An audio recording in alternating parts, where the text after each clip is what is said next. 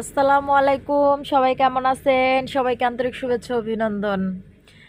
ঘরে বসে কিছুই ভালো লাগতেছিল না, তাই খাওয়ার জন্য কিছু একটা করতেছিলাম। তো আমি আটা আর আলু দিয়ে ডোটা বানিয়ে এই ধরনের আকৃতি করে এটা সিদ্ধ করে নিলাম।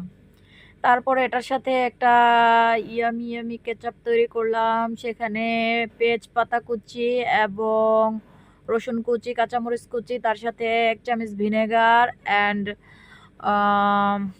Soya sweet sauce, tomato ketchup, আর রসুন আর টমেটো দুইটা কেচাপ মিক্স করে নিলাম এটার সাথে। তারপরে সরিষার তেল, আপনারা চাইলে সয়াবিন তেল ইউজ করতে পারেন, তো সয়াবিন তেলটা শরীরের জন্য তো একটা বেশি ভালো না, তাই সরিষার তেলটা আমি নিলাম। সরিষার তেলটা ভালো করে গরম করে তারপরে আমি ওই কেচাপটার মধ্যে ঢেলে দিলাম। তারপরে গরম গরম খাবার রেডি হয়ে